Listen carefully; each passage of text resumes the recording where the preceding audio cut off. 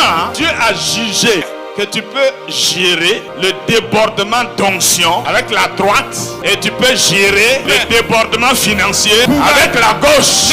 Le royaume est équilibré. Si tu as l'onction sans finance, ça ne va pas. Si tu as les finances sans l'onction, ça ne va pas. On appelle ça hémiplégie spirituelle. Il y a des gens qui doivent être guéris ce soir. Nous bénissons le Seigneur pour sa grande fidélité qui a permis à chacun d'entre nous d'être à cette 5e conférence des jeunes oints. En mars, on a fait débordement d'onction. Ça a débordé ou ça n'a pas débordé? Alléluia. En juin, nous sommes dans le débordement financier. Ça va déborder ou ça ne va pas déborder? Entre onction et argent, qu'est-ce qu'il y a le plus difficile à avoir? Est-ce que vous êtes sérieux là? Dieu qui a fait, qui a vu le débordement en mars là? Qui a vu des gens ici, à la fin là, on les a ramassés avec des voitures à les déposer à la maison. Qui a vu des gens qui sont couchés ici la nuit jusqu'au demain? Ça a débordé ou ça n'a pas débordé? Est-ce que le Dieu de mars peut-il être le Dieu de juin? Ça va déborder. Parce que c'est le temps, Dieu a jugé que tu peux gérer le débordement d'onction avec la droite et tu peux gérer le débordement financier avec la gauche.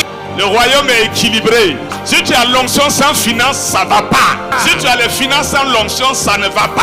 On appelle ça hémiplégie spirituelle. Il y a des gens qui doivent être guéris ce soir. Tu es comme ça. On dit onction là. On dit finance. Aidez-moi. Aidez-moi. Sera délivré ce soir au nom de Jésus. Sera guéri ce soir au nom de Jésus. Sera restauré ce soir au nom de Jésus. Dieu n'a pas honte de dire que l'argent là c'est lui. Dieu nous fait confiance maintenant que nous pouvons gérer l'argent. C'est pourquoi cette conférence est divinement enrichie.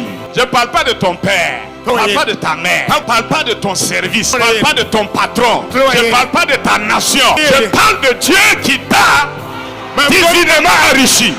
Écoute-moi, Abraham a enrichi Isaac. Quand il partageait l'héritage, il a donné à Ismaël, il a donné aux enfants de Ketura. Et il a réservé la grande partie à donner à Isaac.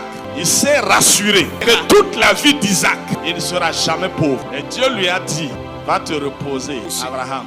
Laisse le petit et moi, on va traiter ensemble. Toi, tu ne peux pas assurer son avenir. Laisse, je vais m'en occuper. Quand Abraham est parti, les biens d'Isaac ont commencé à s'envoler. Dieu a commencé à souffler dessus. Ça disparaissait. Jusqu'au jour, lui-même, il a dit, il faut que je descende en Égypte.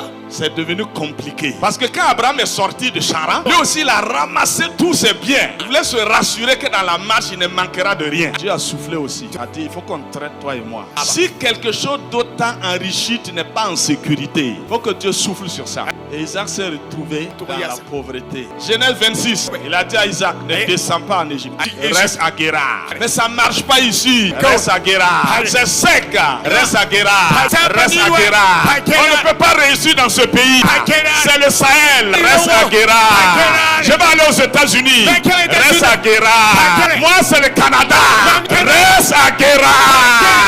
Parce que le Dieu à qui appartient l'or et l'argent, il est capable de t'enrichir là où personne ne peut s'enrichir. Et Dieu aime faire la différence. Là où tout le monde réussit, si tu réussis là-bas aussi, il n'y aura rien de spécial. Et là où tout le monde échoue, si toi tu réussis là-bas, Dieu veut faire la différence. Tout le monde parle en langue, Dieu veut faire la différence. Tout le monde prophétise, Dieu veut faire la différence. Tout le monde a onction, Dieu veut faire la différence. Alors, Isaac est resté. Papa n'est plus là.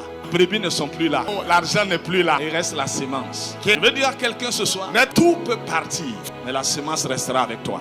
Si tu sais l'utiliser, alors Dieu t'enrichira. Dieu a dit, sème ici à Guérar, parce que je vais te bénir à cause de ton père Abraham. Le plus important, ce n'est pas avoir beaucoup d'argent, c'est avoir un père et avoir de la sémence. Et Dieu vient faire le reste.